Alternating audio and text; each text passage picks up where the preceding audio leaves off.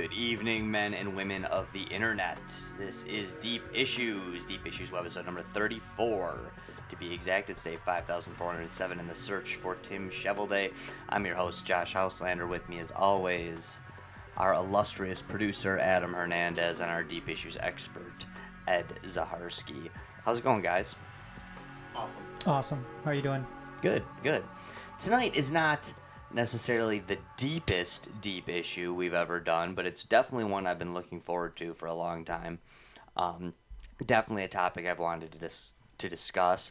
Nothing creepy, nothing conspiracy tonight. We're actually tonight just discussing the U.S. Constitution and whether or not it is still relevant in 2019. This isn't really necessarily a pro-Constitution or anti-Constitution cast. It's just whether or not it's actually still being used or still being listened to. Tonight, I want to kind of talk about what the document was meant to be, what it is now. I definitely want to break down, towards the end, I want to break down the first 10 amendments. Which, the Bill of Rights, in essence. I don't have a whole lot for the other 17 amendments. If you guys have something, or you two want to say something specific about, a later amendment, that's fine. But I don't have much for those, and don't find it as relevant, although they are technically definitely part of the Constitution now, because the Constitution does give us an ability to amend. But all of that kind of falls into what they've done to the Constitution, which, in my opinion, they haven't treated the Constitution very well. So the 17 times they've amended it after the Bill of Rights, I'm not saying they're all bad, but I don't know that they were necessarily all done in the spirit of the Constitution itself. So let's kick it off. I want to also start with saying, me personally, I love the Constitution. I want to be, when I'm debating politically, when I'm defining myself politically, ideologically, philosophically, especially from an American perspective, I want to consider myself a constitutional patriot. I do believe that the Constitution is actually the greatest functioning political document ever written. I think it was the best idea anyone has ever had in regards to government.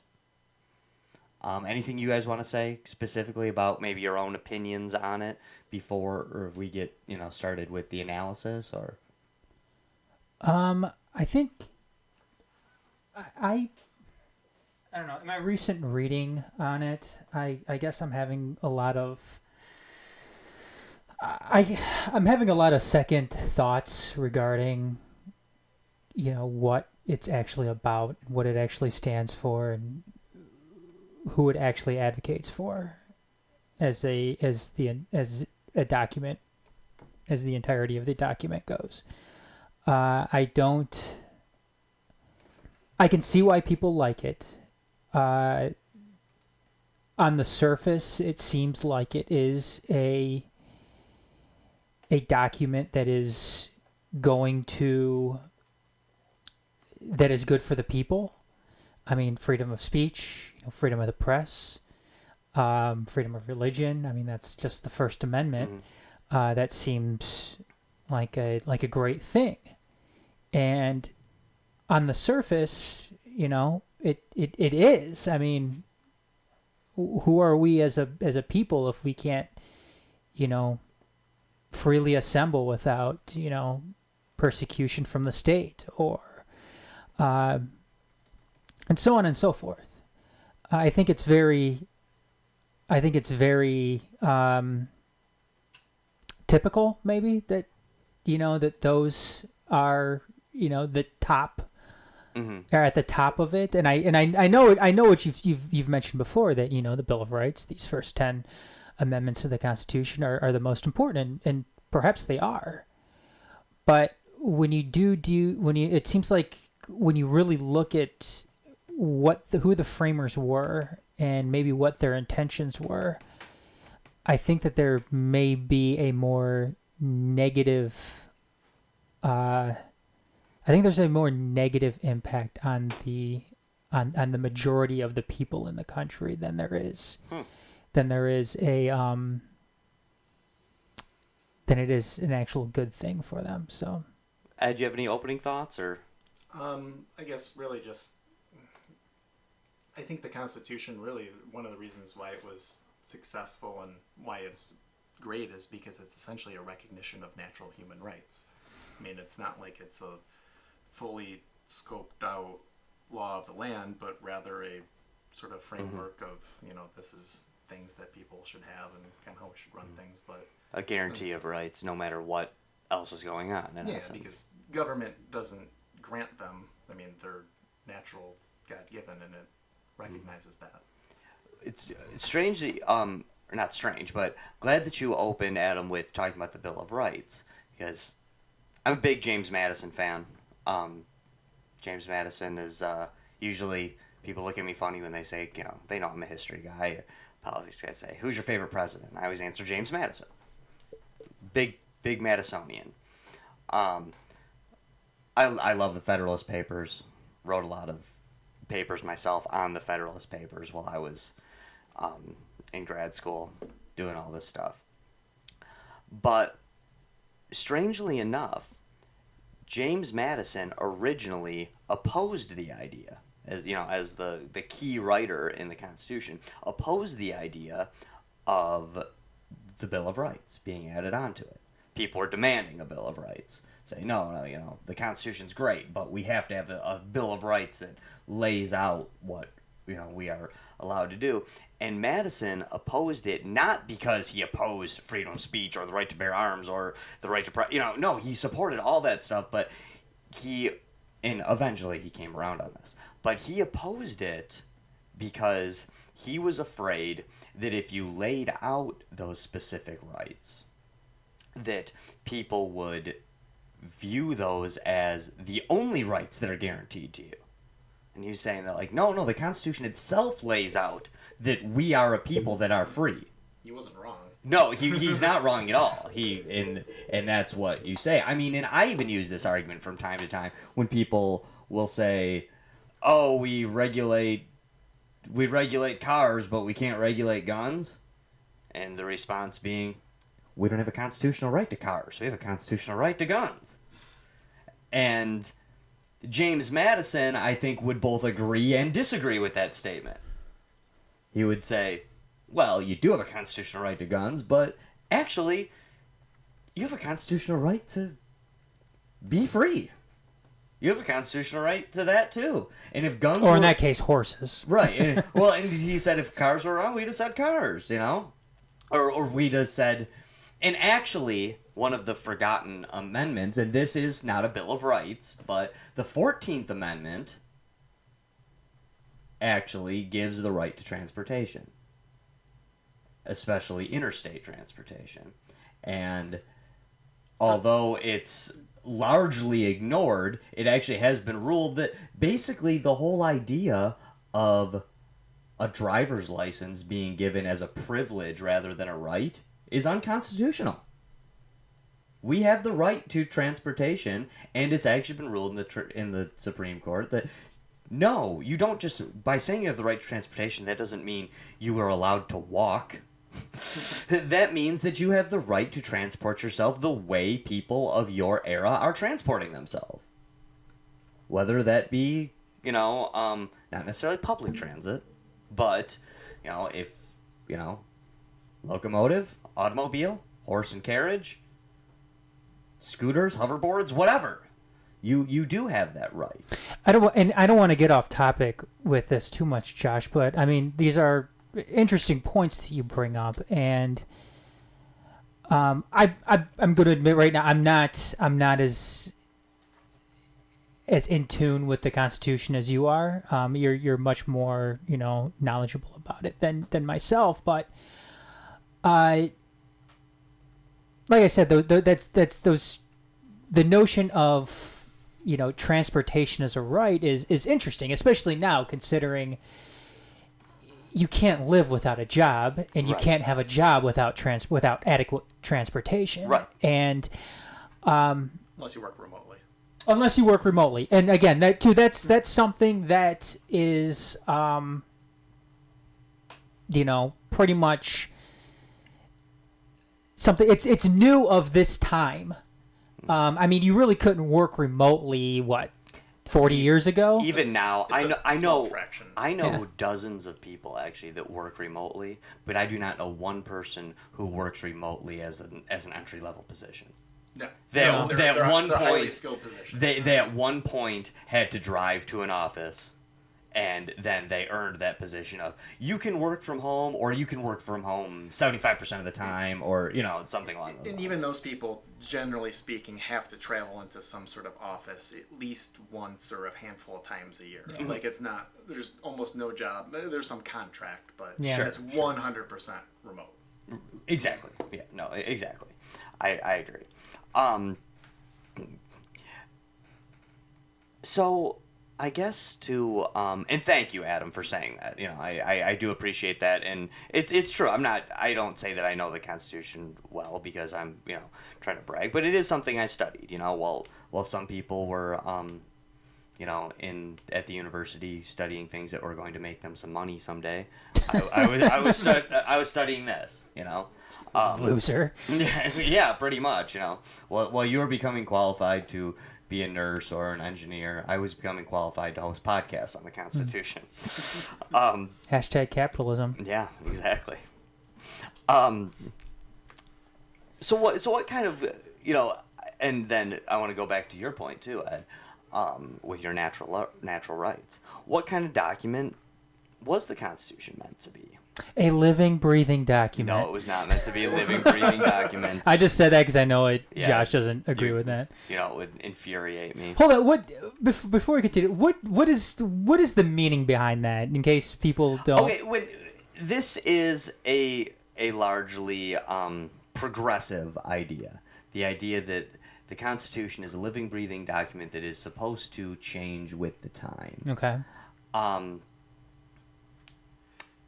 That is actually very untrue, because if that were the case, they wouldn't so specifically write into the Constitution the way that it can be amended. They do write in ways where the Constitution can be changed. It can be altered. It can be, amended. But they purposely make it not very easy to do. They don't want the Constitution is worthless if it can just be changed at the whim of a majority of Supreme Court justices, or at the whim of Congress, or at the whim even of the people, of the voting electorate, to be able to do that, or worse possible scenario, of a president, of a singular man or woman who's elected to this position and then decides, no, we're changing this. Constitution's living, breathing. No, it's not. It's not, actually. The Constitution is the highest law of the land. And the amendment procedures within it are proof of that it is not meant to be a living, breathing document. And as far as I know, there has never been a time in history when someone has made the comment, it's a living, breathing document, and they then said something pro-Constitution. Anytime I've ever heard someone, and if I'm wrong, I'm wrong, but anytime I've ever heard someone say it's a living, breathing document, it's because they're about to trample one of the rights that's specifically laid out in the Constitution. It's like, hey, we can amend it. We should amend it for this because that's what I want Right. to change it. Right. Now, and I'll, just to be honest, I'm very pro Second Amendment, pro gun guy. Now, I know one extremely left-leaning lawyer who, for instance, I won't say his name, but he is on social media a lot. And I do know this guy personally, but he's on social media a lot here in my home state of Michigan. And he is very anti-gun, anti-Second Amendment, but he is one of the few people I know who is actually trying to rally the getting rid of the Second Amendment. Like, he's actually a smart enough lawyer and smart enough individual to read the Second Amendment and say, yeah, the Second Amendment absolutely positively gives us the right to bear arms. He wants it revoked. He wants to actually amend the Constitution to get rid of the Second Amendment and cites past precedent by saying we passed the 18th Amendment to prohibit alcohol, and then we got rid of the 18th Amendment with the 21st Amendment. One argument I have against that, and that's a separate thing, is that we have never used the Constitution to get rid of an amendment that was A, part of the Bill of Rights, and B, that provided a right. The 18th Amendment actually took a right away, and then the 18th Amendment was done away with, was abolished. Not only that, Josh, and but that's a different, argument, obviously. But go ahead, Ed. I know, I may be going against what some of my fellow leftists might think regarding this, but you can't have a revolution with a bottle of whiskey. No. You know what I mean? I mean, I think that there's a lot to, and I'm gonna make my opinions known about the Constitution as a whole as we continue on tonight, but I think there's a lot more to the Second Amendment than just, what it's perceived as being, especially in today's day and age where there's a bunch of, interpretation and lobby surrounding the Second Amendment. But I think comparing it, again, on the surface to prohibiting alcohol, I mean, that's not something that's really comparable. I think it's two different. They're too different in order for you to put them next to each other, and because all you're doing is comparing apples and oranges at that point. Right. No, I agree with you, Adam. And Prohibition, it wasn't the darkest moment in U.S. history. I mean, it wasn't the most terrible thing we've done, but it was a stupid. It was a stupid idea. It was a stupid idea, is what it was, and they fixed it. Truth be told, I think there's a lot of current laws that we don't view the 21st Amendment so much. The 21st Amendment is mostly viewed as getting rid of the 18th Amendment, but it does kind of spell out one's right to consume alcohol. And in some ways, I look at laws and regulations that go into, bar ownership and the sale of alcohol, and I often think, I'm not sure you weren't more free to drink alcohol in the 20s during Prohibition than you are in 2019 with the way things are so heavily regulated. Because truth is, this is an iced tea I'm drinking, but if, for those of you watching on video, when you were in Prohibition times, if a cop walked in and didn't catch you doing this, actually in the act of drinking some booze, you were safe. There was no breathalyzers. There was no, there was nothing like that. So you couldn't really get in much trouble.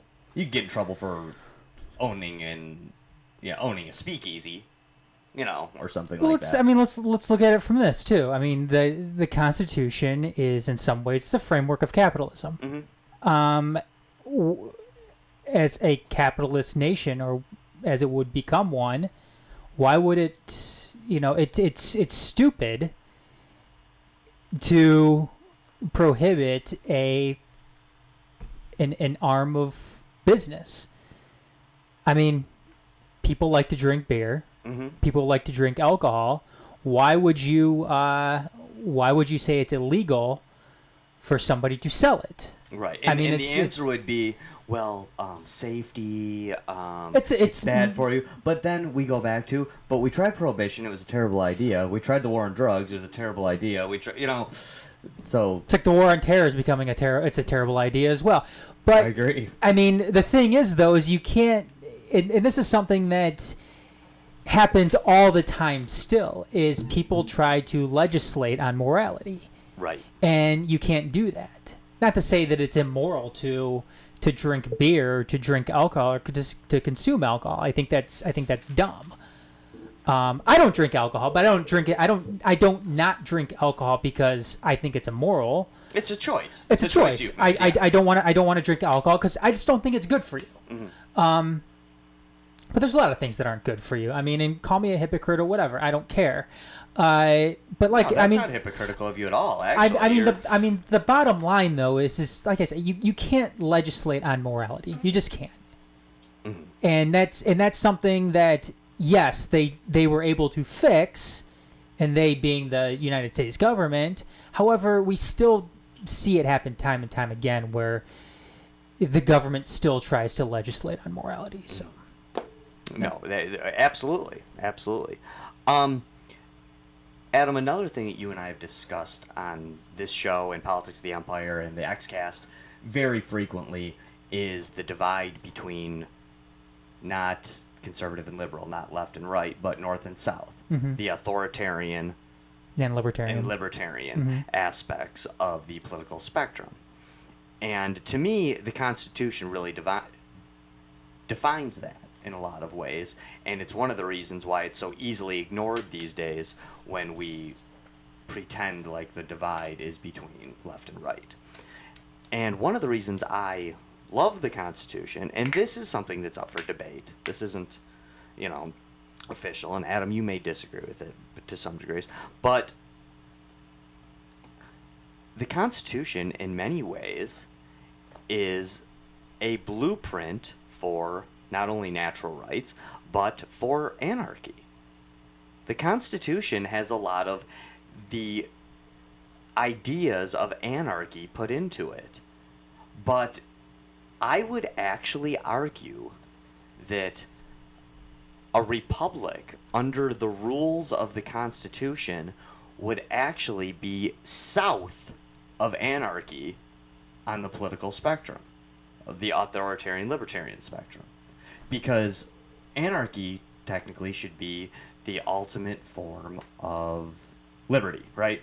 You can do whatever you want in anarchy.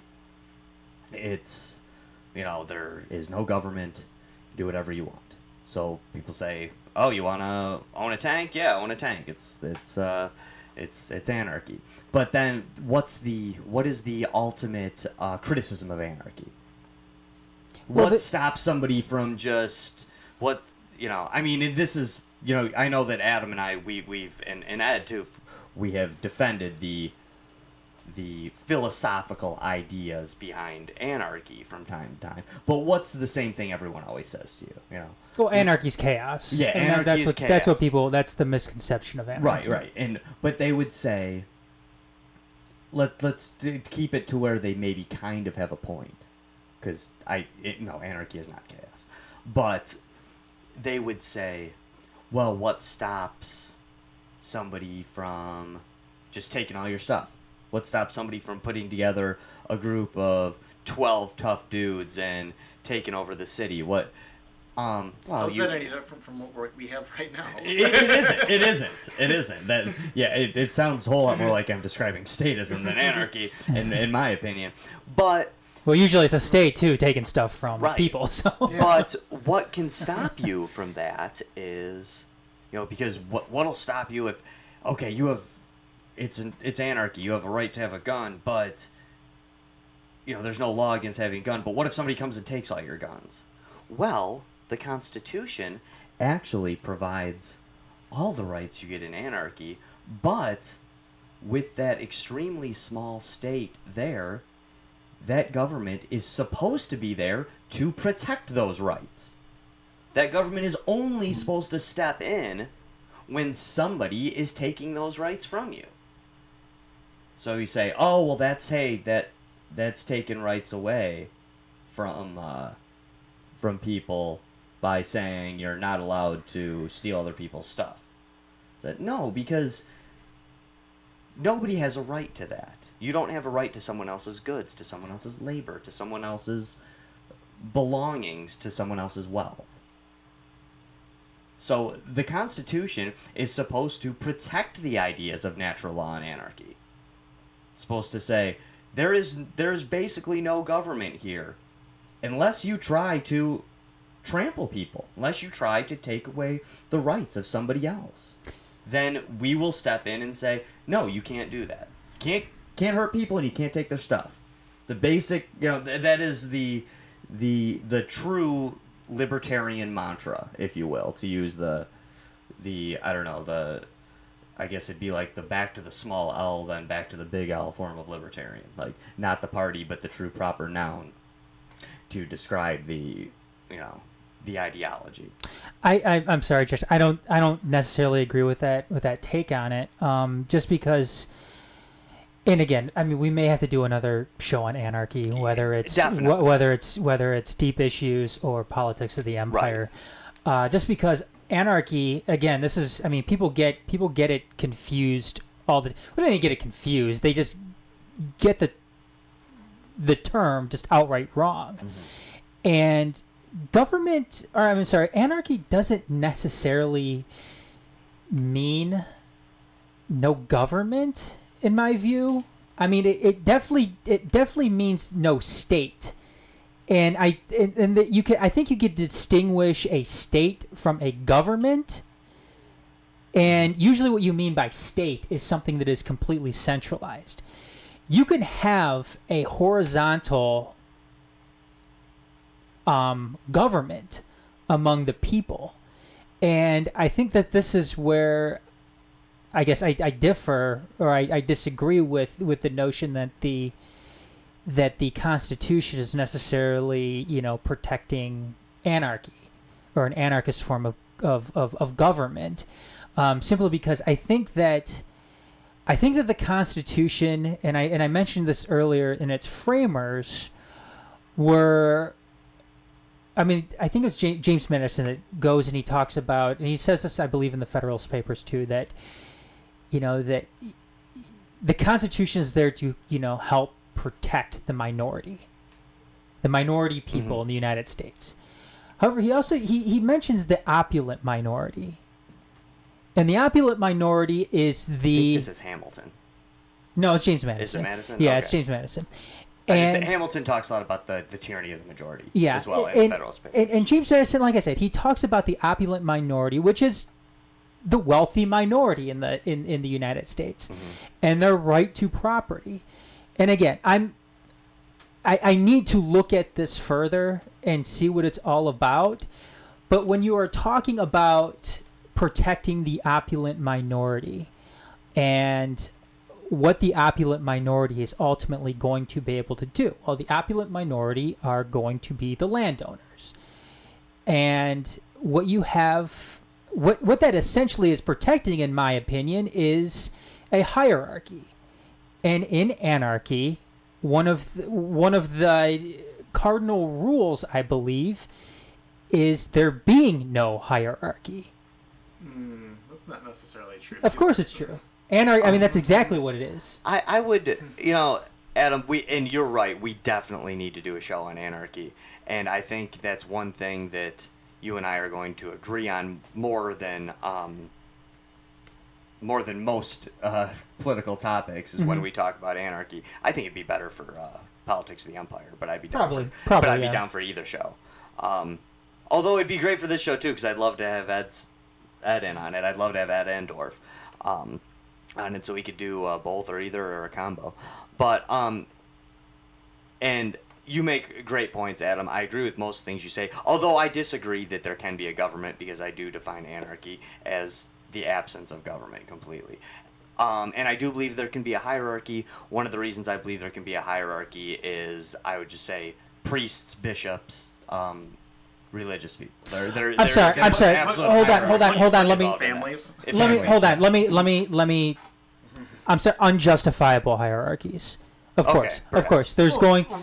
They're naturally hierarchies in nature, so they're essentially just saying natural hierarchies, or in anarchy. Which is when I was saying that, hierarchies do exist because there are obviously. And I'm sorry, I meant unjustifiable hierarchies. Of course, I mean, that makes sense. Take for instance, if you're on a boat, and there's sailors on a ship. Of course, there's going to be a captain, and there's going to be, first mates, and so on and so forth. Now, again, this is probably something that's better suited for when we talk anarchy. Yeah, but for sure. Again, for sure. These are great topics, but but we definitely don't want this show to be 4 hours.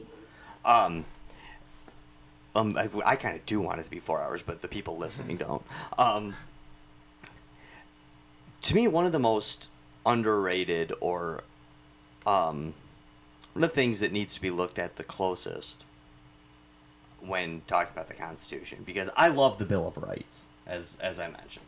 I think the Bill of Rights is extremely important, but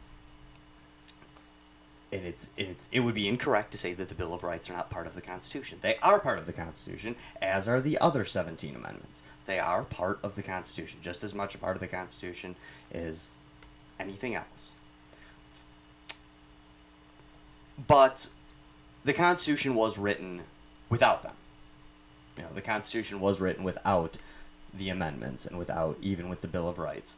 So I do think it's important to look at the Constitution proper. And even before the Articles, I think 70%, 75%, throw a random percentage out. I think 75% of the questions that are asked about the Constitution, if you ask me, can be answered in the preamble. You know, so many things that people debate about endlessly when it comes to the Constitution, and they want to dig up the minutia of something and, you know, hidden in an article. To me, so many things could be answered simply by reading the preamble. I mean, and this is something that, did they make you memorize the preamble when you were a kid? No, I can't remember. No. Probably not. That was maybe it was a Catholic school thing. I mean, I remember we had to memorize it, and I think it's extremely important. You know, I mean, to me, the preamble itself lays out exactly what the government is allowed to do. We, the people of the United States, in order to form a more perfect union, establish justice, ensure domestic tranquility, provide for the common defense, promote the general welfare, and secure the blessings of liberty to ourselves and our posterity. I mean, securing the blessings of liberty in and of itself is the answer to most of your questions out there. I know that the one that a lot of people like to hang on to a lot is promote the general welfare. That's a big one. That pops in when Republicans want to scream that universal health care is unconstitutional. You know, the few liberals out there who still read the Constitution say, hey, promote the general welfare. Is it not the general welfare to do this? Another thing where the libertarians, I'll look at where they get caught up is they say, oh, is it constitutional to be fighting endless wars overseas? Is it constitutional to have all this military spending? Actually, there's nothing in the Constitution that says you can't have an enormous military. Actually, it isn't, but for different reasons. A different part of the Constitution. The war part can be unconstitutional, but having the most ginormous army ever, standing and voluntary army. Voluntary. How the draft ever got through that big document called the Constitution, I will never know. Well, another thing is none of that would even be possible if Congress still had the ability to coin money. Right. When that was taken away, it just opened up the floodgates for everything. No, you're absolutely right. The Federal Reserve is probably the singular most unconstitutional thing that this nation has ever done. And that is a very key point, and the primary reason for all of these wars is to perpetuate that system. Yeah, for sure. But the idea that that a constitutional republic couldn't have a really big military to protect itself is that's not true. You could. I'm not saying I support that necessarily. I do think the military in a lot of ways wastes a ton of money. But and how they get that money isn't always constitutional either. I know we like to say that, well, technically income tax is constitutional because of the 16th Amendment. The 16th Amendment that was never actually ratified by the states, and the 16th Amendment that was, passed over Christmas break while a bunch of a bunch of congressmen were away with their families and had no idea that this was going to happen. Yeah, okay. 16th Amendment. Tax is not unconstitutional. As much as I'm a big taxationist theft guy, tax is not unconstitutional. Income tax is. Income tax is unconstitutional. Well, income tax was originally brought forth to fund the First World War, right? Pretty much. Yeah. And they said that they were going to get rid of it after the war effort was over. Right. That's what they've said about every tax Yeah. Exactly.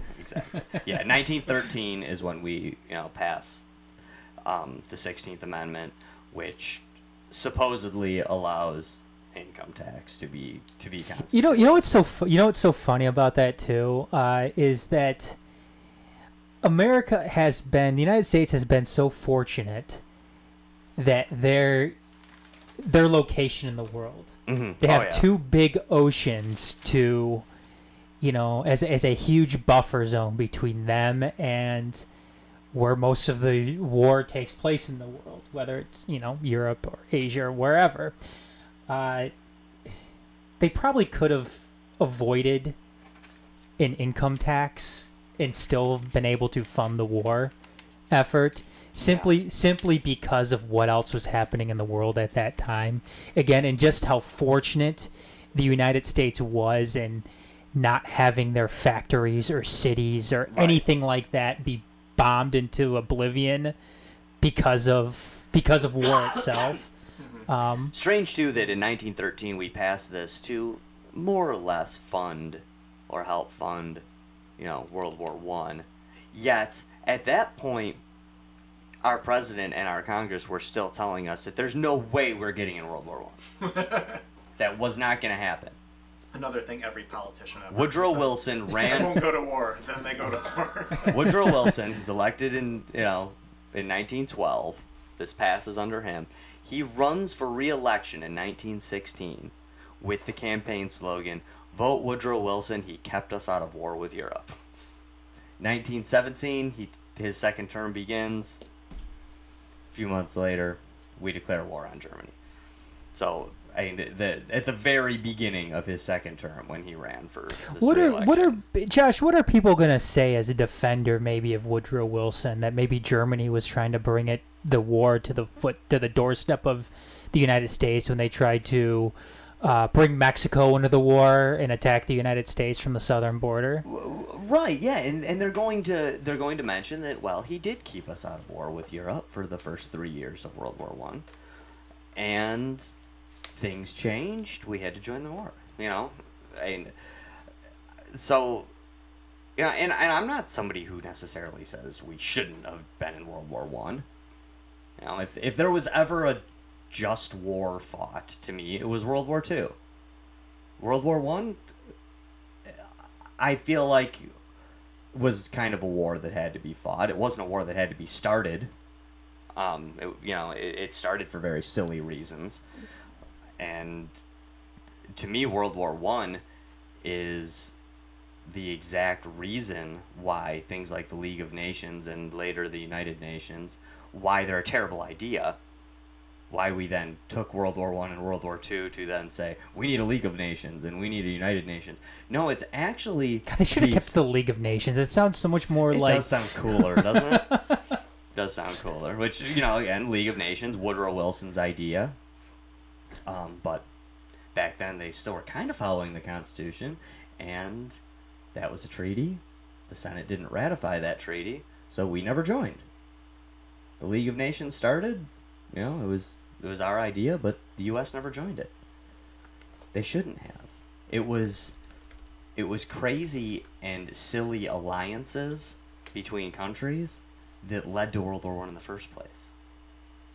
That's it's kind of shameful in some ways.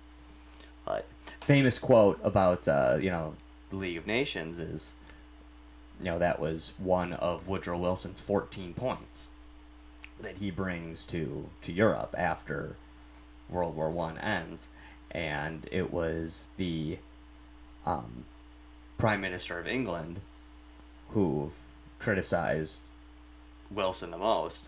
So he showed up. He goes, "Oh, Moses only gave us 10 commandments, but Wilson brings us 14." Basically, just saying like who is this guy? You know, comes in for 1 year of the war, and now he's gonna tell us what to do.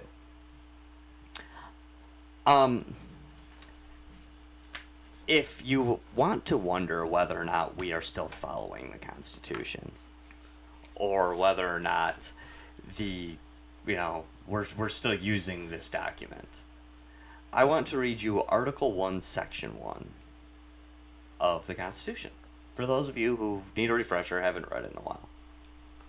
Article 1, Section 1 says, "All legislative powers herein granted shall be vested in a Congress of the United States, which shall consist of a Senate and House of Representatives."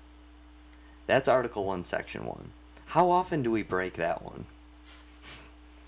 Say it Constantly. again. Say it again. All legislative powers herein granted shall be vested in a Congress of the United States. We break that one constantly, like every single day.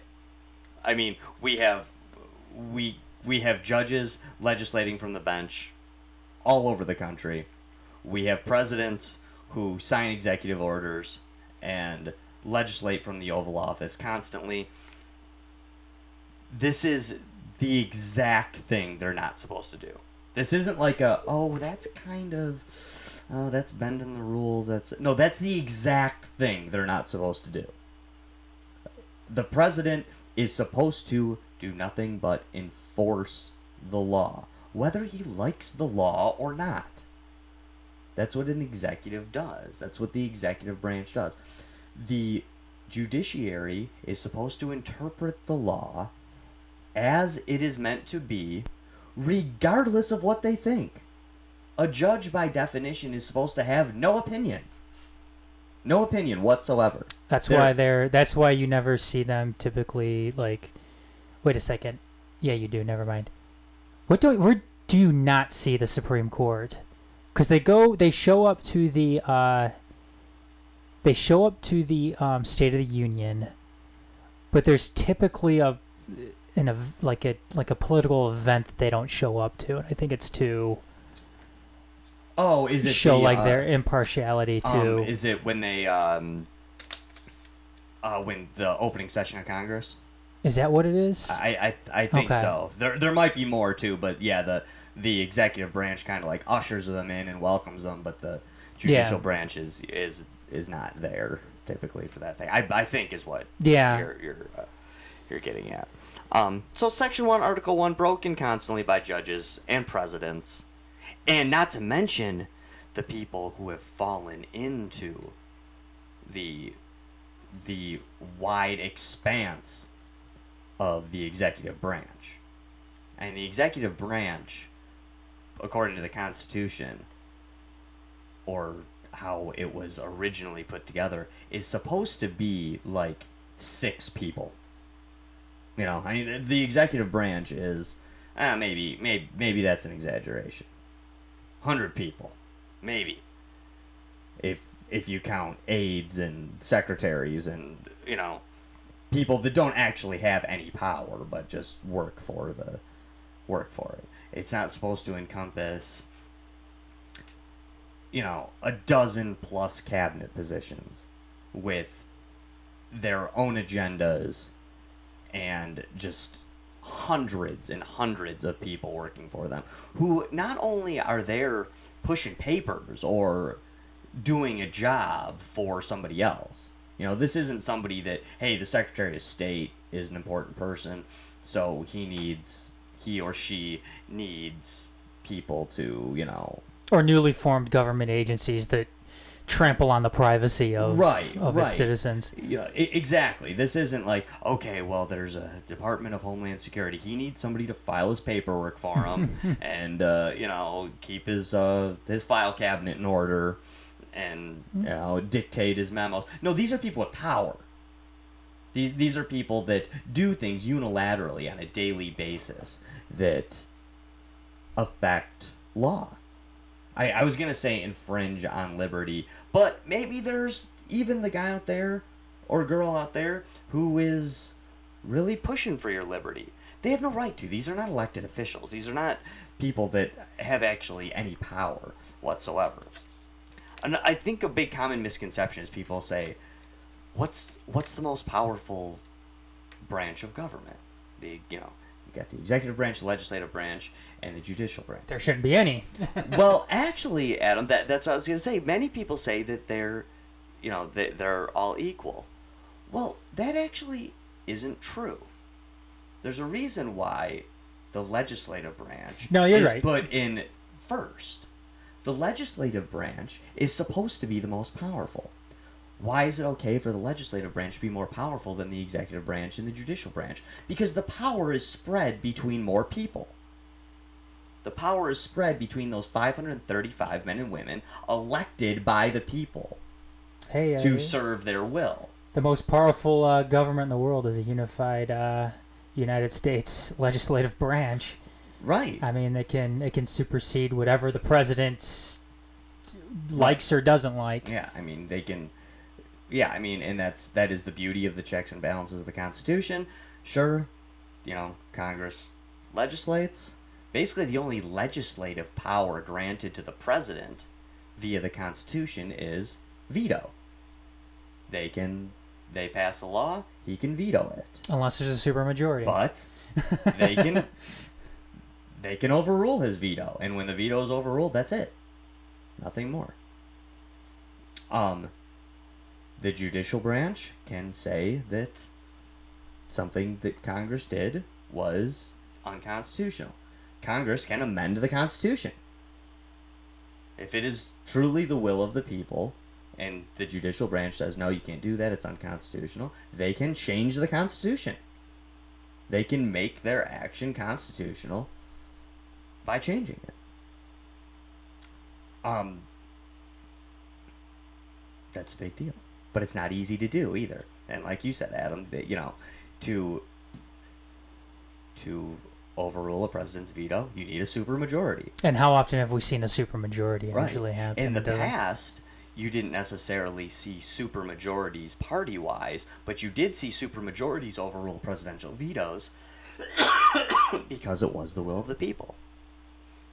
Not that often, though, in history, because a lot of presidents in the past, definitely only in the past, viewed their veto power as something that wasn't really to be used. Many presidents, this used to be a question asked of presidents while they were running for office, while they would have debates. In the 1800s, they used to ask presidents, will you use the veto power? And many of them would answer, I will only use my power of veto if I believe it is the will of the people. Or, I will only use my power of veto if I believe that Congress has acted unconstitutionally. The idea that they would use their power of veto to veto something that they simply disagree with, that's a 1900s, that's like a 1960 and after idea. Well, 1940 and after idea that you would use that power of veto for something for your own personal reasons. That wasn't the case before. Presidents used to actually think about this stuff. They used to talk about how their own power was limited. They didn't, act like Donald Trump and say, well, the Constitution's kind of a thorn in my side, but I'm going to get around it. They didn't act like Barack Obama and say, well, I have a pen and I have a phone and, I can do it too. I can just legislate. I can just make it happen. I like to kind of harken back to, lesser-known president, Benjamin Harrison, in the 1880s. While he was president after slavery was done, after the Civil War. But as a young man, Benjamin Harrison was extremely anti-slavery. He was very, very opposed to slavery. Is he a Republican? Republican, yes. In fact, he actually, one of the very few people in American history, he actually ran as a Republican before Abraham Lincoln did. Abraham Lincoln was the first Republican. He actually was running for local house, his own state Congress as a Republican in the 1850s. One of the very first. He, after the Civil War, was very opposed to racism and very opposed to some of the things that the South were doing. And he was going to go down south. This was a big deal. This doesn't even seem like it would be a big deal at all with the way we view presidential power now, or the way we view the Constitution, or the way we view our nation. But at the time, he didn't like what they were doing down there in the South. And people were questioning him, saying, well, do you have the constitutional authority to go down there and do something about it? And Benjamin Harrison openly said, I do not. No, I do not have the presidential authority, the constitutional authority as President of the United States, to go down south and tell them they have to stop that. But I do have the right as president to at least go down there and ask the questions and make it known to the rest of the nation. This is what's happening in the South. This is what's going on down there. And he did that, and it was effective in some ways. But he was the first to acknowledge, like, no, I can't stop them. I can't stop this from happening. They are a sovereign state, and they can't do this. But he went down there and said, hey, it's unconstitutional for me to stop them, but it's not unconstitutional for me to go ask the questions. We would never view that. Now the president, whoever it would be, whether it's Bush or Obama or Clinton or Trump, they would say, I'll fix this. Only I have the power to fix this. I'll go down there and make it stop. Like, that's what they do, and then their own base will yell rah rah rah as they're doing this. That's not what the Constitution's supposed to be. Well, we've seen. I mean, it just shows how times have changed too. I mean, in regards to what type of influence a president might have, not just directly on an issue, but indirectly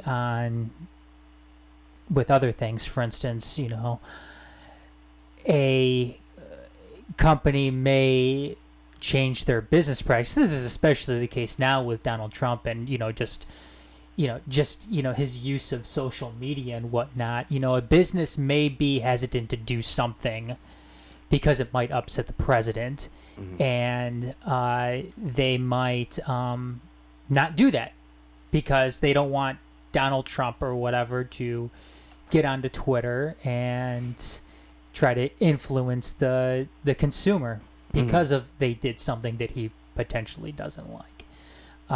That's something that's very, very new, it seems, with today's day and age, that a president will will further his influence and get on a bigger soapbox to try to to do something like that. I mean, take for instance what was it? It's one of the big malls. Was that Saks? Not Saks. Goldman Sachs. Goldman Sachs or something like that. They stopped selling what's her face? Ivanka's clothing line. Okay. Yeah, Goldman Sachs is a bank, right? I know what you're talking about. Is it Goldman Sachs? Goldman Sachs is a bank, but Saks Fifth Avenue. Okay. Yeah, Saks Fifth Avenue. One of those malls stopped selling her shit. Mm-hmm. So, I mean, Trump gets on there and tries to push the issue and influence the consumer base to try to boycott these places, or try to get his supporters to boycott these places and influence these individual businesses into changing their practice, whether that's keeping the Ivanka line or getting rid of it. But I guess before there's some questions I want to just throw out there to you guys. But first I want to kind of ask and answer the what part of the Constitution do we still follow? And there is some. And when you analyze the Constitution and read it through, do you know what we still follow? The rules and minutia buried in the Constitution, those are largely followed still. But the parts about the people and the state, which I'm sure guys like Jefferson and Hamilton and Madison and Monroe would tell you is the way more important part. That's the part that's ignored and trampled all the time. But when you divvy up things, how are we supposed to do something? The House of Representatives shall choose their speaker and other officers, and shall have the sole power of impeachment. Well, that answers that. So it's the House that has to impeach and the Senate that has to hold the trial. So we got that. It's like, to me, in my opinion, and this is only conjecture, I think guys like James Madison and Alexander Hamilton and John Jay would look at this and say, can we just put that in so you'd have a guideline as to how to do it? That's procedure. Yeah, exactly. How to procedurally function if necessary. That we didn't really care. You could swap them as far as we're concerned. It could be the Senate that impeaches and the House that holds the trial. Like, who really cares? It was like you're following that part to the letter of the law, yet you're legislating from the bench in the White House, and you're regulating the hell out of everybody's rights. Like that was the important part. The most important part is what you're screwing up big time.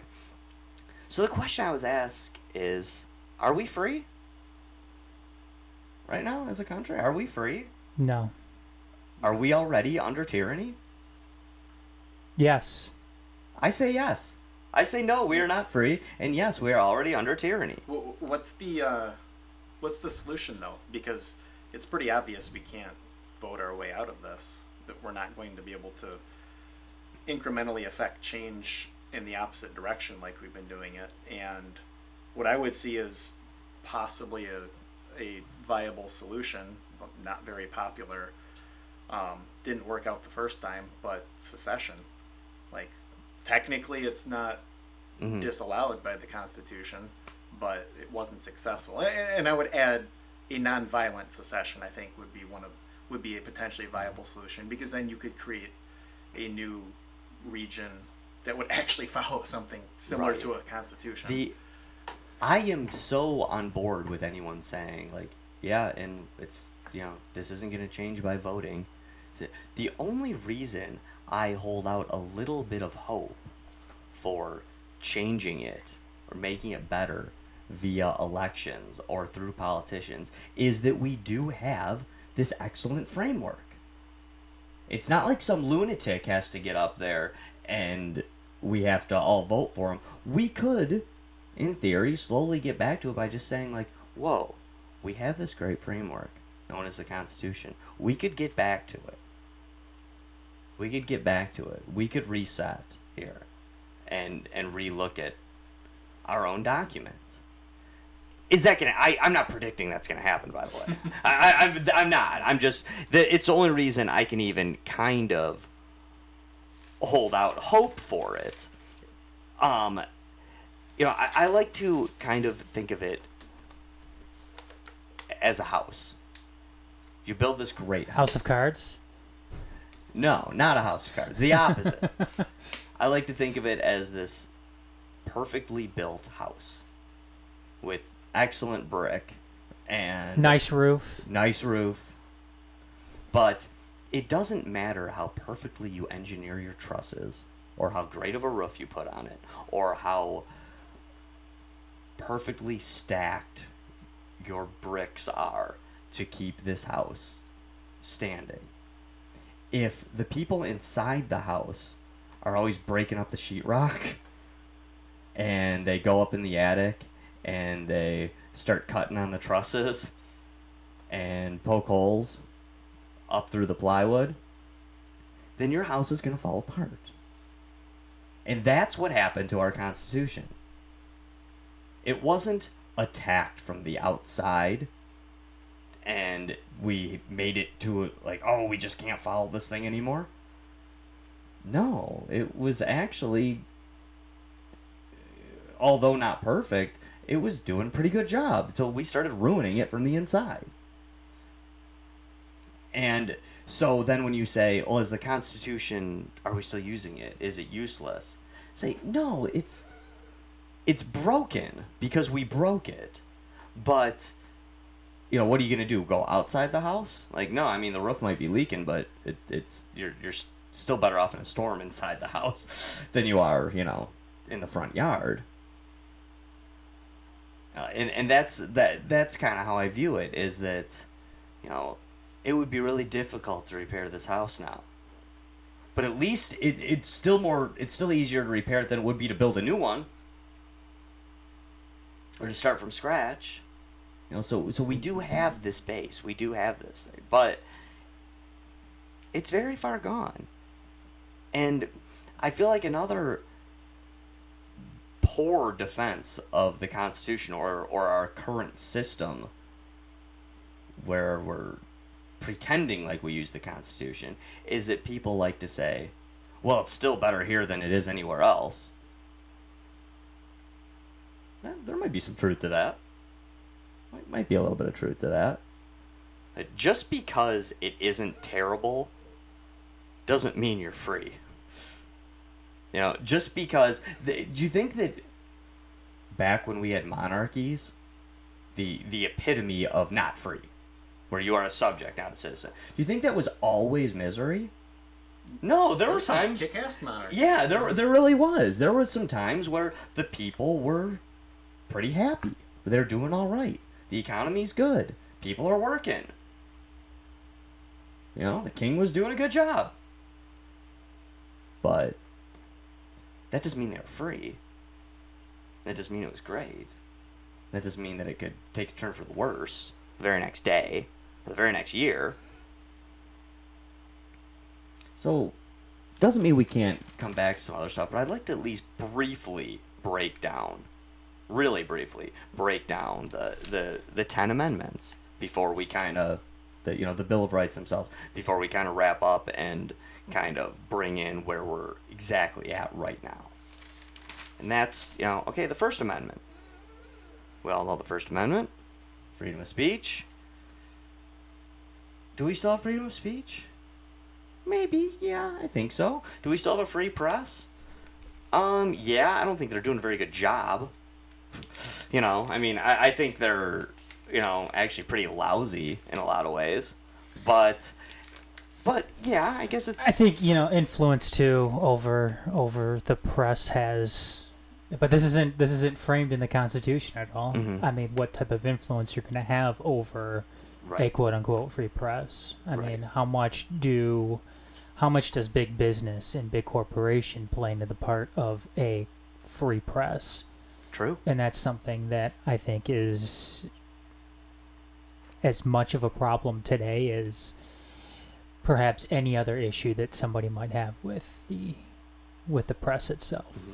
No, whether it's a Trump supporter or somebody who doesn't support Donald Trump. Yep. So freedom of religion, I think we still have it. I do feel like it's waning a little bit here and there. As we talked about with Dorf, Adam and I with Dorf last week on Politics of the Empire, to me the question is, when it comes to free speech in a lot of ways, is what good is free speech if you can't use it?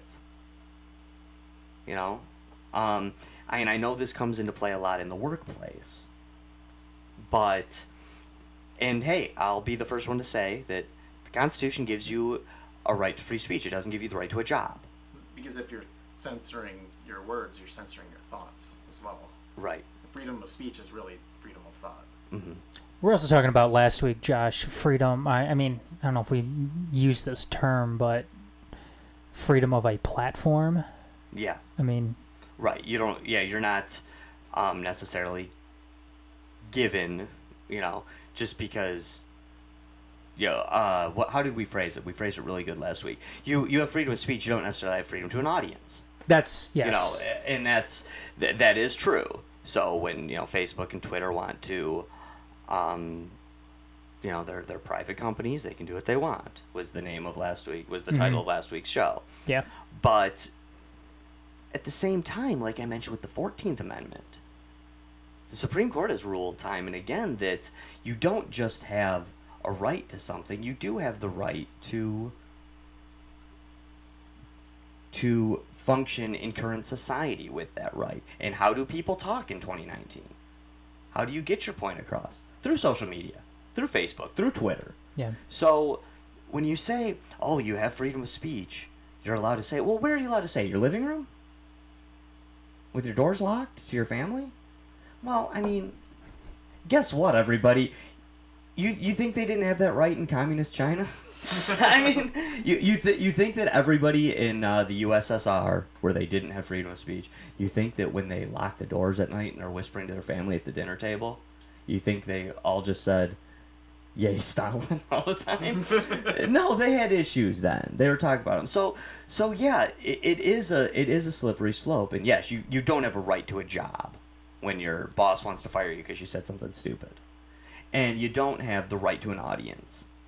And private companies do have the right to moderate their own business.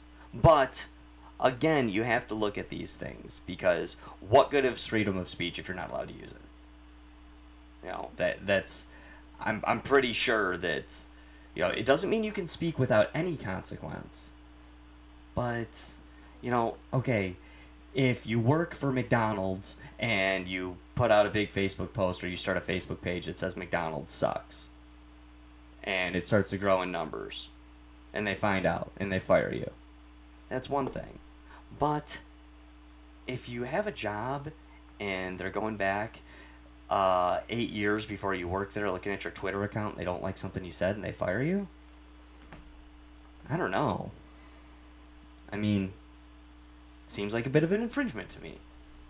Yeah. You know? Well, it makes you worry too. What are we saying today that is completely cool to say that 10 years from now is not? Somebody's going to dig up this audio and say, oh, you said that. Like, that's not cool to say nowadays. Like, you're gone. Right. Okay. Now, I promise we won't spend as much time on each amendment as we did the first, but there's a reason why the First Amendment was put first. It actually is the most important. And one could argue that the second most important one is the Second Amendment. There isn't as much to say about the Second Amendment. Don't get me started is the only thing I have written here in my notes under Second Amendment. We've slaughtered it. It's already ruined. It's destroyed. Some people may like that because they want guns to be regulated, but the Second Amendment is plain as day, people. I don't want to say every gun law ever passed is against the Second Amendment. I'm not going to make that statement, but if there's some out there, you're going to have to bring them to me, you know, because virtually every gun law is against the Second Amendment. Every single one. What good is a firearm to protect yourself if you have to tell the government what guns you have? What good is it? But know what? I don't even want to say much about the Second Amendment because I'm going to touch on it when we get to the Fourth Amendment. The Third Amendment seems like, oh, that's one that only matters. Let's read the Third Amendment. No soldier shall in time of peace be quartered in any house without the consent of the owner, nor in time of war, but in a manner to be prescribed by law. No quartering soldiers. Everyone looks at that like, oh, that was important to them then because of, you know, because of what had just happened with the Revolutionary War. But that doesn't matter now. No, I actually think that one's really important, and we trample it all the time. I'll use 3 words to describe how we break the Third Amendment constantly. Police, police, and police. Okay? Totally agree. Constantly. Police will take over your home or your business whenever the hell they feel like it. Because, well, we're in danger. We're going to commandeer your living room. We're going to commandeer your business. We're taking your car. We're chasing this guy, so we're taking your car. No, you can't do this, especially in a time. Well, what did they say whether it matters if it's time of peace or war? Yep, they did. Time of peace, right in there. Nope. Well, we're never at peace. We always have a war going on. Right. And then people say, Josh, you can't say this about the police. You're being anti-police. Fuck it that. Specifically says soldier. It says soldier. But wait, the police have been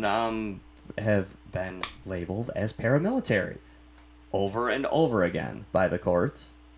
and they are given rights of military because they're paramilitary. So yes, police are soldiers. And what's Police are most certainly what's the soldiers. chief duty of a police officer? Yeah. To uphold the rule of law set forth by the state. To keep the peace. Yes. Quote unquote peace. Right. So, you need look no further than the abuses of and usurpations of your everyday cop. Police are agents To of the talk- state. That's Yeah, to talk about why the Third Amendment is. Yeah, that one just we crumpled that one. they are given power by the state to enact violence on people who don't uphold to what the state tells its people to do. Mm-hmm. No, yeah, you're absolutely right. Now, for me, I know I said that the First and Second Amendment are probably the most important, but honestly, in my opinion, the amendment that is the most important is the Fourth Amendment. The right to people to be secure in their persons, houses, papers, effects. This is the right to privacy. And to me, the main problem I have with 99% of gun laws isn't that they go against the Second Amendment, it's how they go against the Fourth Amendment. It's none of anybody's business.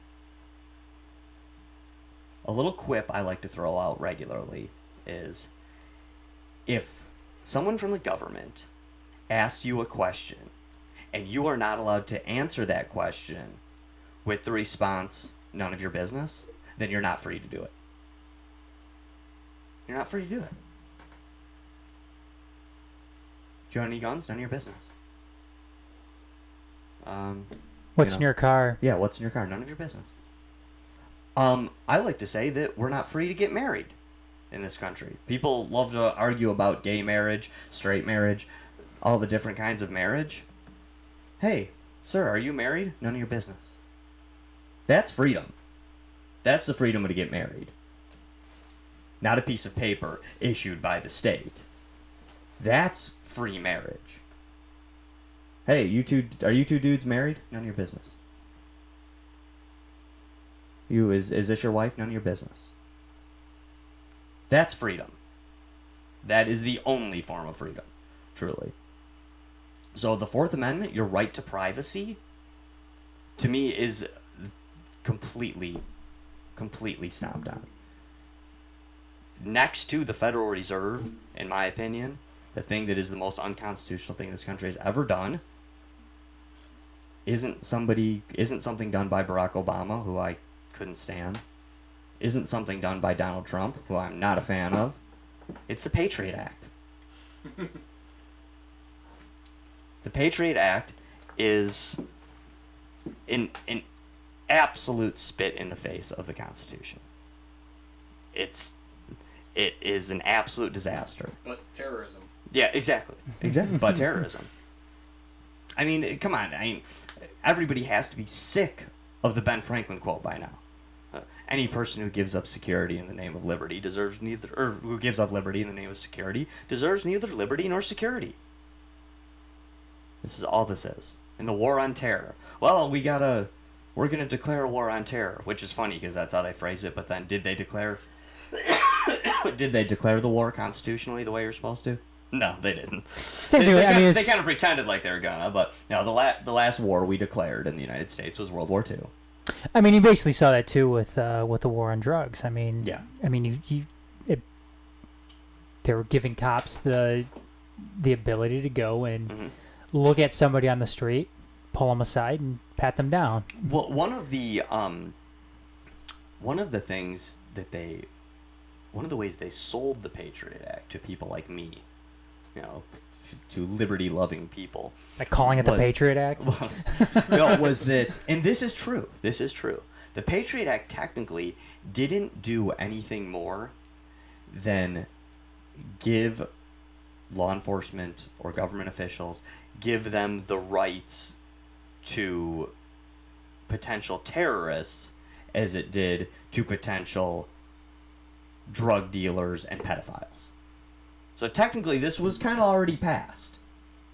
You could already do that too, like you mentioned with the war on drugs. You could already do it to drug dealers and pedophiles. By the way, we don't really mean drug dealers and pedophiles. We mean suspected drug dealers and pedophiles. But now you could do it to suspected terrorists. Well, who's a suspected terrorist? Well, pretty much everybody. Pretty much everybody can be a suspected terrorist. So it took that power, expanded it in a way they didn't really... They act like it wasn't a big expansion, but it was a huge expansion. And then also formed the Department of Homeland Security, who that was their specific duty. So you have this entire new cabinet position because the CIA, the FBI, the NSA, the DOD, the Army, Navy, Air Force, Marines, Coast Guard, all of these things weren't enough. Now we needed Homeland Security as well, just to make sure that if any rights were still slipping through the gaps, that we could stop those from happening too. The Fifth Amendment. Destroyed. Just absolutely destroyed. I mean, this is your right to remain silent. Now, constantly, people are arrested for minor crimes, misdemeanors, small felonies, victimless crimes. Almost always victimless crimes in this particular case that I'm talking about. And they are forced to verify something personal. They are forced to explain why something happened. Their silence, if they choose to use it, is punished. For instance, you get a ticket for drunk in public, and you have to go in there, and they ask you, do you smoke marijuana? And you say, I don't want to answer that. Say, well, if you want to have this sentence brought down, you're going to need to let us know about your other substance abuse. Do you smoke marijuana? Have you ever done any other drugs? Oh, wait a second. What is it? I got caught puking outside of the bar. What does this have to do with it? No, you're going to need... No, I'm not answering that. Okay, well, then you're nailed. 90 days. There you go. I mean, and that's only going to happen if you're that person that, insists on not answering the question, because you're going to have a lawyer in your face saying, no, you got to answer, you got to say this, you have to say this exact thing. You have to, okay, we're going to get letters from your family members saying that you did that. No, that's a violation. That's a violation of that person's rights. I mean, even in a country of law and order where you have committed a crime, you're responsible for that crime. You're not responsible for potential crimes you could commit in the future. You're not responsible for other crimes that other people committed who were similar to you by their judgment. Okay, Sixth Amendment. Sixth Amendment is basically just a bunch of mumbo jumbo that has been ruined by lawyers. not the state. We didn't need the state. We didn't need the government to ruin that one. Lawyers ruined that one. And well, what is it? The Sixth Amendment. Let's read it.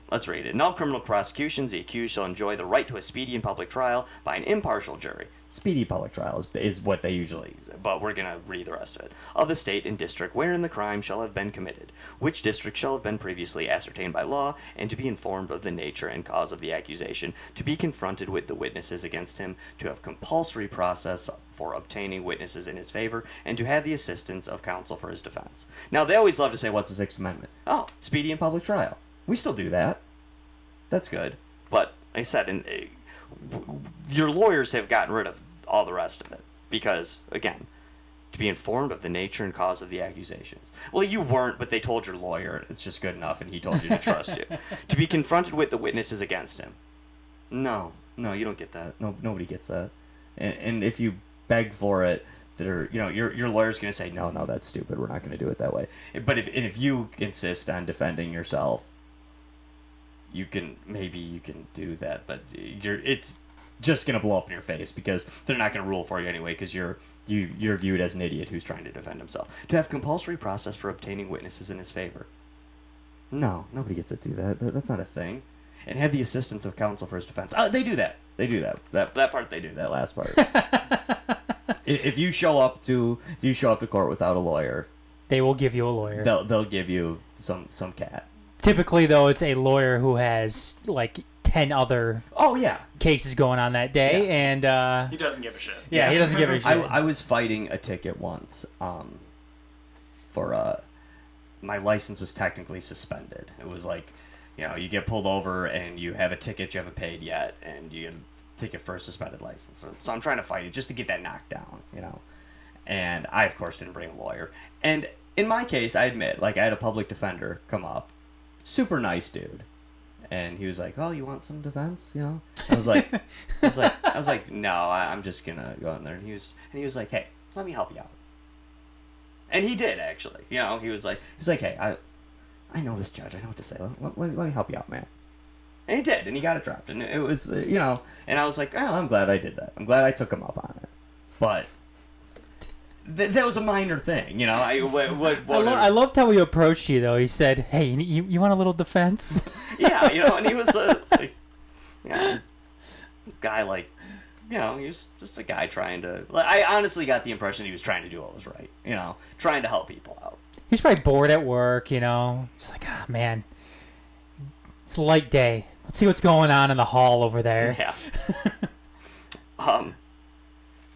All right. Sees Josh getting blown up. Yeah, his exactly. phone getting blown up by. All right, Seventh Amendment. You got your famous common law amendment. I feel like, is this ruined? No, it's decent, but it's hard to do.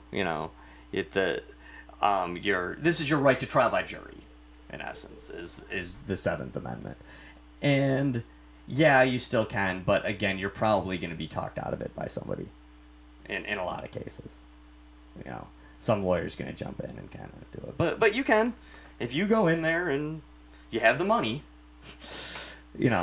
And the judge says this is happening, you can, right at the very last second, say, "Nah, I want a jury trial." So I guess they've upheld that one, but it isn't cheap. Eighth Amendment, the excessive bail amendment. This is one that people don't like to admit that we've trampled this one, because this is we don't like to admit that sometimes it sucks to be famous. I like to view this is the famous people be damned amendment. Because if you're famous or have a little cash, they will excess the hell out of your bail. They will make your bail impossible. Or maybe not impossible, but they'll just view it as a money grab. Isn't that really what it is? It's like they assess the person of how much money can we get out of Right. them. And it's Like, okay, do we really think that that Kim Kardashian is going to run away if we put her bail too high? No, where the shit would she go? She's Kim Kardashian. Everybody in the world knows who she was. If she went to Zimbabwe, she'd walk down the street and be like, "Hey, look, it's Kim Kardashian." Everybody would be snapping selfies. And she's got 10 camera crews following her at all times. Right. So no, there's no reason for this. No, she might like that because it would help her reality show. But it's some clerk in the back being like, "Oh, you know who that is out there?" No, I don't really do social media. Well, I, Your Honor, I know you're 94 years old and you don't know who Kim Kardashian is, but trust me, this chick's got a lot of money, so just set her bail for like $1 zillion, and we can all have it's like donuts in the office for the next year, like every morning. Ninth Amendment. This basically is the idea. This is a very important amendment. We talked about this last week a lot, actually, on our Politics of the Empire show. And this is just the idea that you can't use other rights to take away somebody's right. You can't use a right. You can't say... what was the example we used last week? I think it was... Yeah, I can't point a gun at Adam's head and say, "Shut up." And you say, "Hey, he has the right to freedom of speech." You're like, "Well, yeah, but I have a right to bear arms." Like, no, that's not how it works. That's You can't do that. That's a super oversimplification. But this really hasn't been. We're kind of bringing up the point too when it comes to using freedom of speech, obviously without a gun, to potentially trample the rights of other people. Right. This really hasn't been trampled by the government, in my opinion. And this isn't something that has been trampled in, the 2000s. But it's, I don't know, because it's not usually the rights that are attacked, it's usually the government. So I feel like for the most part, that one, we'll see if we need it, if it's there for us. That I don't know, but for the most part, I feel like it hasn't been too destroyed. And the 10th Amendment, of course, gives the right to states. Anything that is not deliberately laid out in the Constitution is the right of the states. My response to that, to what we've done with that amendment, is just boo. I mean, we've trampled this from two different directions. Because, one, we've trumped the right of states to do these things over and over and over again with things as small as speed limits. Yet, at the same time, the states have abused this as well. Because the states like to then, say that you're not allowed to own a gun in the city of Chicago. It's like, no. You're allowed to make laws about stuff that isn't expressly laid out in the Constitution. You can't take more rights away. You could give more rights. You can elaborate on it. You can elaborate on rights given. You can legislate small things. You can't take away more rights. The Constitution, and again, not just the Bill of Rights, the Constitution gives us rights. So the states can't take those away just because, well, the Constitution didn't specifically say you have the right to,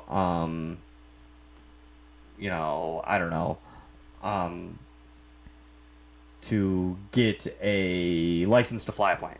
So we can regulate the hell out of it and take that right away from you if we want. So what you're saying is a constitutional thing that Chicago would have done was to say not only can you bear arms, but you can openly bear arms. Right. Exactly. Which, for instance, in the state of Michigan, again, this is the Michigan Constitution's broken just as much as the federal Constitution. But in the Michigan Constitution, they actually put in there, in their own Bill of Rights, an amendment that elaborates the Second Amendment. They actually say that any person can carry and own a firearm. The reason why that word person is really important back then is because not everybody was a citizen back then. So what they were specifically saying was, you're a runaway slave. You can have a gun in the state of Michigan. You're Canadian. You are an alien. They probably wouldn't have said legal or illegal then, but you are from another country. You can have a gun. You are a Native American. You can have a gun. You are, anyone who isn't specifically laid out in the Constitution, it doesn't matter. You're a person. You are a person because the Constitution does label that as, just because you're not a citizen doesn't mean you're not a person. God, Even people who were property, such as slaves. We've never had slavery here in the state of Michigan, so they were purposely going out of their way to say any person. So they expanded the right of the Second Amendment by doing that. It also means that because you can make an argument. I don't particularly like this argument. I think there's several holes in it. But you can make the argument that a felon can't own a gun. Because certain felons, depending on the felony they committed, lost their right to citizenship. Perhaps now they can't even vote, they can't do many other things. They're under watch of the government. But according to the Michigan Constitution, you're still a person. You have that right. I kind of want to wrap it up with, okay, the one amendment I wrote down here that I wanted to touch on that's from one of the later 17 is the 17th Amendment. That basically, if you want to do some research, look into the 17th Amendment. This is where we begin direct voting for the Senate instead of the state legislatures choosing our senators. This basically ruined Congress. This has had terrible impact on liberty and on the Constitution itself and how it functions.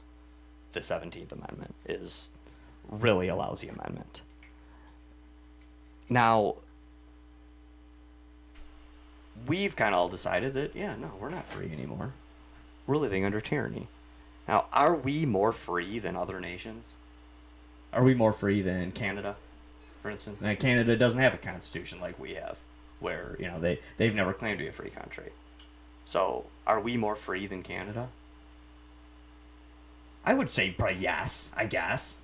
But is it really any different? Does the Constitution really protect us from what Canada has done? Because it seems to me that although we like to talk about our Constitution and the rights it gives us, it seems to me that we can now make laws that are unconstitutional, and we have to pass them. I mean, we have the right to bear arms, but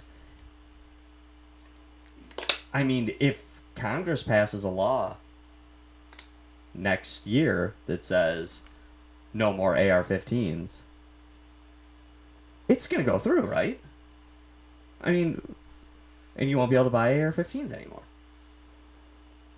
It'll maybe go to the Supreme Court, and it'll maybe be overturned, maybe not. But if you acknowledge that Congress has that right to do that, or that Congress has the right to say, hey, I know we have freedom of speech, but no more hate speech, and we are going to decide what hate speech is.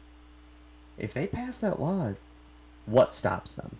Is the Constitution going to stop laws that deliberately go against our freedoms? I say probably not. So, again, I liked my house analogy. I hope other people did. I almost feel like you could almost say that the Constitution's like a shotgun that's out of bullets. Okay, you're defending your house with a shotgun that's ran out of bullets. And the person next to you, your wife, says, well, why you still holding the shotgun? We both know it's out of bullets. They're coming through the door. Why are you still holding the shotgun? And you're like, I don't know. Maybe it'll scare somebody. Maybe I can hit somebody with it. Maybe I'll throw it at them. It's like, it really sucks, but I guess it's still your best bet. I guess you could still maybe club somebody with it. Still throw it at somebody. You could still hope that people say, whoa, he's got a shotgun, and turn around. But probably not. It's probably not going to do you any good. Any other final thoughts, guys, before we go to Pumpkin? Edwin? No, I don't know that I really have much to add to that. I think that tonight it further reinforced my belief that that the Constitution underlying was a one-sided document that appeared to favor all, and in some ways might, but I think that in many ways that it favors the wealthy. It favors a ruling class of people in this country. Especially with what we were saying too, with the Sixth and the Seventh Amendments. Right to a jury trial. You said it yourself, Josh, that there's only a certain number of people in this country that can afford going to a jury trial to defend yourself against whoever. We all know court costs. We all know what that costs. We all know what... court costs alone can put you into debt for years. Cost of a lawyer can put you into debt for years. Hell, if you don't even have the money up front to give them, then they're not going to help you out. For the most part. A good lawyer, that is. A lawyer who doesn't have 10 other public defender cases, on his desk. Even then, with the jury trial, you're gonna need a real lawyer. Exactly. You're not gonna be able to use that public defender. Exactly. Anymore. So why were these put in place knowing that the common man wasn't going to have the ability to use these amendments against a ruling class of people? I don't know the answer to that. I'm just. I say no, but I can't answer it. Yeah, either. I'm just asking. I think that like I said, on the surface, I think that there's a lot to the Constitution that can be looked at and be like, that's a good thing. Our right to not quarter soldiers in our house, that's a good thing. Yeah. Freedom of speech, that's a good thing. But like you said, Josh, especially with, when it comes to police who are definitely agents of a state, yeah, who are definitely getting more and more paramilitary as we speak. Mm-hmm. Police get to do whatever they want. Not to mention that's another class of people in this country.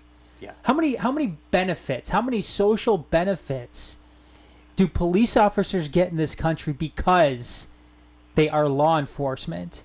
You see it to the highest regard and to the very, very mundane regard. How many times can you or I go into a coffee shop or a restaurant and say, "Oh, we're a police officer"? Yeah.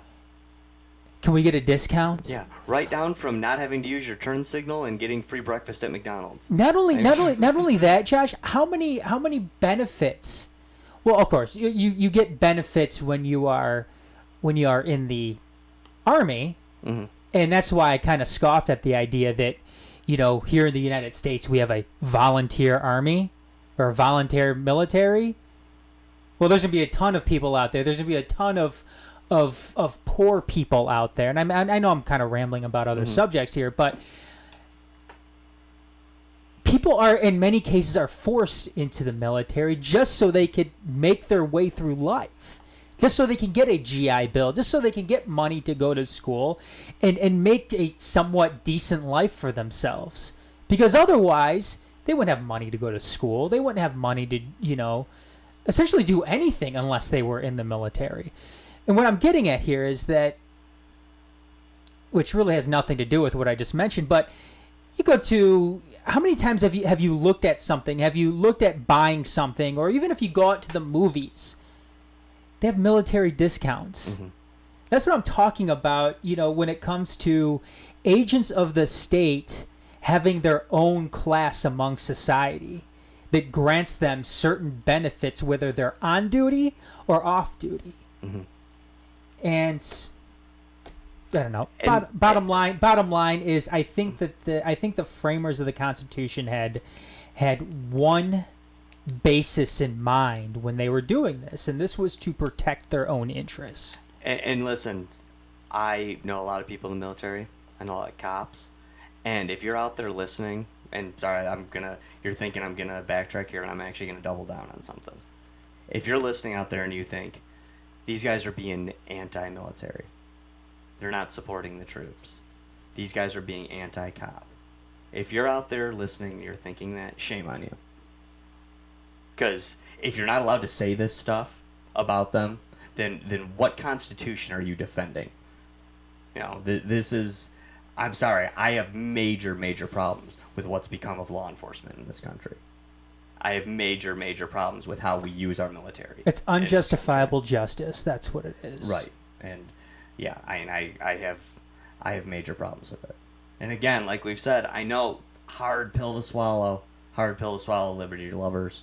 But, when you're talking about, come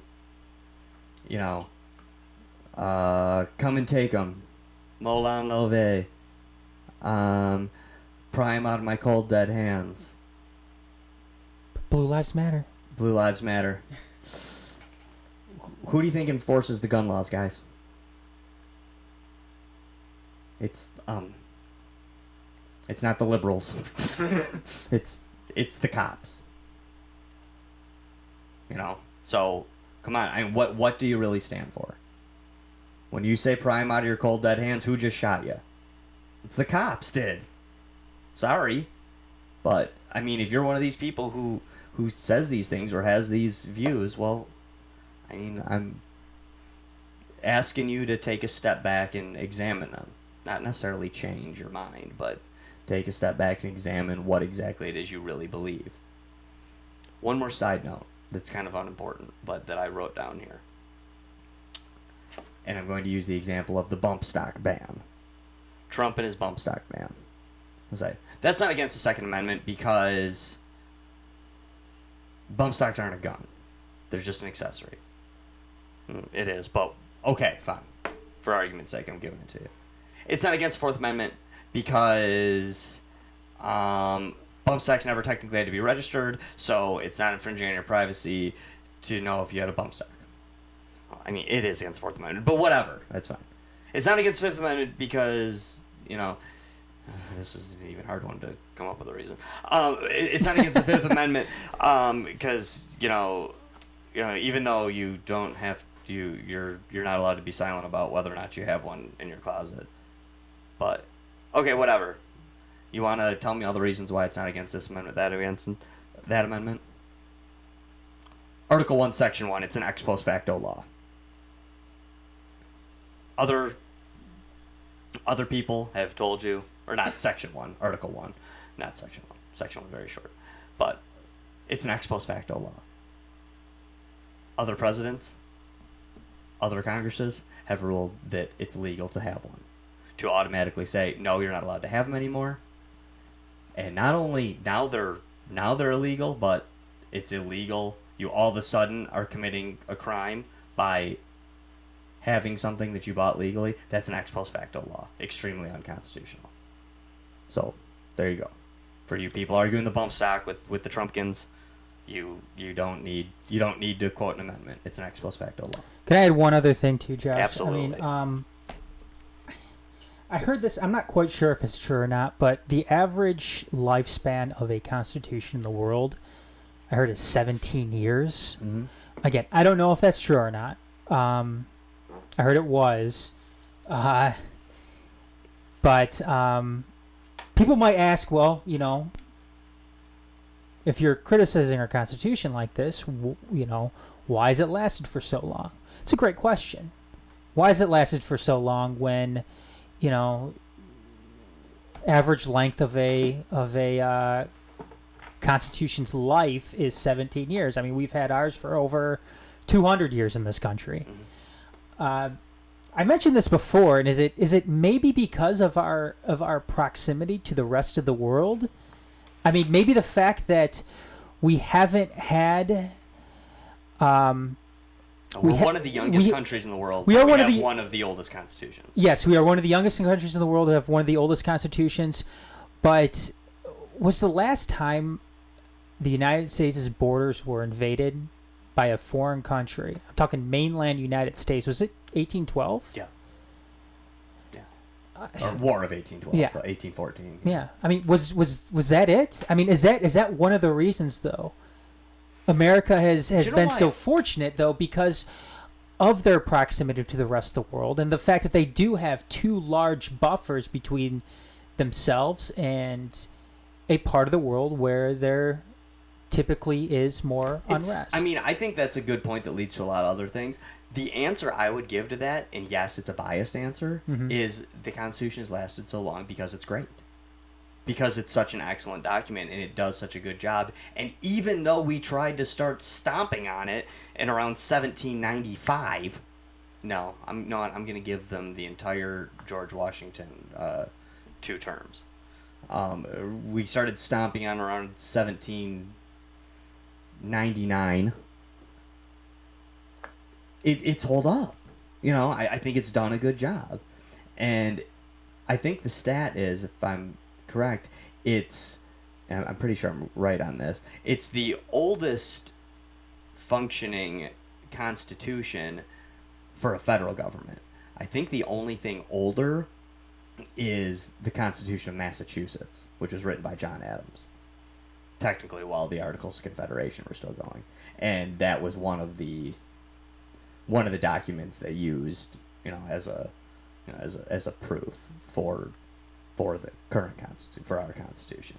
I'm pretty sure that's the only functioning thing that's actually older than our Constitution. Yeah. It's just state constitutions within the U.S. Yeah, I mean, if you ask me what you do to change the Constitution, I don't think it's ever going to be changed voluntarily to benefit the majority. I think it's always going to benefit the minority of people in this country, but I mean, I think the only way of real change with the Constitution in order to make it better for the people is through revolution. I know that I was watching a video today with Iceland. Was it Iceland? I think it was Iceland. But they had to change their constitution more recently, and this was just because of some inadequacies they saw with the Kingdom of Denmark and so on and so forth. And actually, a judge from the United States helped them write a new constitution. And what they did is they actually tried, they were maybe looking to outsource the Constitution to the people, which again sounds like an amazing idea. I mean, people would sit there and give their ideas and what they wanted to see. Of course, Iceland was the first parliamentary system on planet Earth. Were they? Too. Of course, a centralized government didn't take the will of the people. They wrote it how ultimately they wanted to write it, but it's an interesting concept what they did, especially given today's age of technology and social media and stuff like that. But pretty interesting. Yeah, I mean, I admit, I said, I think there's hope, but it's mostly wishful thinking on my part. The one thing I will say, do I think it can be turned around here in the U.S.? No, I don't really. But I'll say this, and not like this is going to happen, but if I was put in charge of creating a new republic starting from scratch and I needed to come up with a document that would provide the rights for the people, it would be damn near the Constitution. I mean, it would, for the most part, it would be not very different from our current Constitution. I think it laid it out very nicely and damn near perfectly. Too bad we didn't listen to it. Too bad we wrecked it. And I know one thing we didn't mention at all tonight is the aspect of slavery written into the Constitution and being allowed. I know that's probably a topic for a different show, and one that we were gonna cover on Best Podcast in History, but that show's kind of been hiatus right now. And it's a great topic, and you kind of have to understand what was going on at the time. A whole bunch of the people writing the Constitution wanted slavery out of it, but instead they limited it because, quite frankly, there was no way that they were going to function as a country, and prior to that, no way they were going to win the Revolutionary War if they didn't decide that we're going to have to decide this later. The slavery issue. Wasn't there 55 total, I'll say framers of the Constitution, but voters of the Constitution, and only like 39 people signed it? Is it? I think so. There were some people that didn't like it, and in fact, and this to some degree shows the bias of history. But if you notice, some of the people you hear about early on when you're studying American history, the most notable one, or maybe the most notable two, are Patrick Henry. Remember, everybody knows "Give me liberty and give me death," and Samuel Adams, who's actually the beer related to John Adams. That too. And the beer, but these guys they suspiciously disappear from American history after the 1780s. They opposed the Constitution. They were supporters of the Articles of Confederation and didn't want to give up on it. And basically one of the last quotes attributed to Patrick Henry is when they when he was preaching to people outside the Constitutional Convention when he said, "I smell a rat." And he's referring to their closed doors conferences for the Constitution where they wouldn't let people in who weren't on board with this, you know. And so Patrick Henry, was. It sounds a little more deep issues right there. Yeah, and Patrick Henry was opposed to the Constitution. He was, an avid supporter of the Articles of Confederation. He didn't want it to be, where the federal government had power over the states. He liked it better when the articles were the states were more powerful than the government. It was just proved that it just didn't really work. I could see that. I mean, I don't like it in this sense because I think especially during that time, I think that the states had. It wasn't. I mean, to give states their own rights at that point. I mean, it was just a bad idea in the case of especially liberty for all men. Not to say, like you were saying earlier, that that was going to happen when they were originally drafting the Constitution, simply because they said, "Oh, well, let's take care of this later." But given the state of the United States at that time and the interest of the people, especially in the southern states, do you know what is a kind of little interesting tidbit about the states as sovereign entities as well? And I know we're trying to wrap up here, but this was a big debate, and it's pretty much not debated anymore, and I kind of wish it was to some degree. But when a statesman or a president or somebody else is talking about the country right now, if we were going to war with, I hope this doesn't happen, but okay, if we're going to war with Iran, we would say the United States of America is going to war with Iran. Is there anything incorrect about that statement to you? The United States of America is going to war with Iran.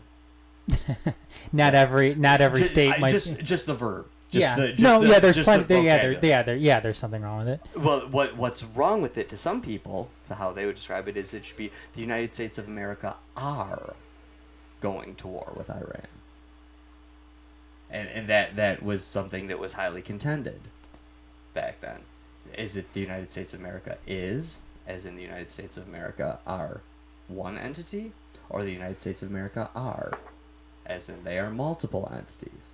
They're multiple states. That even though they may be doing something together, the United States of America is joining the United Nations.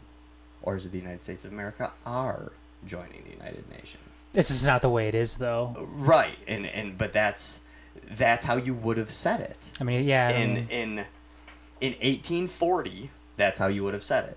In 2019, you certainly would say it is. You definitely would have said it are back then. One final thing for me, Josh. I like the idea of an Articles of Confederation. Not maybe so much from the standpoint of Patrick Henry or John Adams, or not John Adams, Samuel Adams. Just because, I mean, when you and I are talking anarchy, and I know when somebody might be like, "Oh, well, anarchy will never survive," an Articles of Confederation is one of the starting points on why it might survive or why it could survive. A document like that, or a document entitled the Articles of Confederation, is one of the reasons why it will survive, especially going up against, big state governments. So, again, a different topic for a different show. Good little trivia question out there to use on your friends and family. Who is the first president of the United States? Wasn't George Washington. Yeah. John Hanson was the first president of the United States. Because, again, he was the head of the Continental Congress, who would have been called the president under the Articles of Confederation. So after the Revolutionary War is done and the Articles of Confederation are ratified, John Hanson became the first president of the United States. Not a very powerful position, actually. But technically, the chief of state of the United States of America. Still. But, all right, should we go to Pumpkin? Let's go to Pumpkin. Pumpkin is getting light. There's not much in there, but we will pick next episode, and then after Ed picks, he will tell me, because he's smart, when the next deep issues will be. June 11th. June 11th. Oh, look at that. I bet he already knew you were going to ask him, so he he probably might already. He might have. What do we got, Adam? All right. The next deep issues on June 11th will be. Reptile people. Reptile people. We go from the Constitution